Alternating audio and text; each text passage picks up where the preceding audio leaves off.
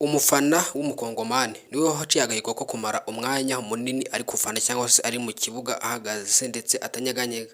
Uyu mufana w'umukongomani wafanaga cyangwa se wari umufana mu mwaka w'ibihumbi bibiri na makumyabiri na gatanu mu mikino ya CAN, nibwo yagaragaye cyane ahagaze atanyeganyega, ahagarariye mu minota ibarirwa ibihumbi n'ibihumbi. Umufana yaciye agahigo nyuma y'uko abandi bantu cyangwa se abandi bantu bakora football ntabwo bashobora guhagarara iyo minota. Hari umwanya bagira bakicara hanyuma bakaruhuka, mu nyuma yaho bakaza kugaruka bakongera bagafana nk'ibisanzwe. Gusa uyu mufana we yaciye agahigo ko kumara iminota irenga ibihumbi bitanu ahagaze atanyeganyega habe na gato. Abantu bagomeje kumutegereza ngo barebe ko yicara baraheba. Imikino yose yagiye iba yagomeje aba muri ubwo buryo cyangwa se akora iyo posteri.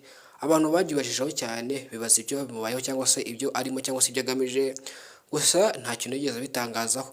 Gusa uyu mufana yaciye agahigo ko kumara uyu mwanya wose ahagaze ari gufana mu kibuga ndetse atanyeganyega. Kenshi na kenshi imiterere y'ikiremwa muntu ukuntu duteye biragoye ko wamara iyo minota ugihagaze rwose, waba warushye watagangaye. Gusa uyu muvandimwe cyangwa se uyu mufana wafanaga w'umukongomani yahagaze iyi minota ingana gutya rwose nta kibazo na kimwe afite. Abamubonye bakabona rwose ko agomeje gufana kandi yari afite imbaraga zo kuvuga ndetse akogeza gusa adashobora kunyeganyega. Komeza ubane nanjye, aha ni kuri Taifa Rwanda wisanze. Niba uri mushyashya ukande subscribe kugira ngo tujye tubana umunsi ku munsi. Nyine twahirize Taifa, ndabashimiye cyane, Imana ibarinde.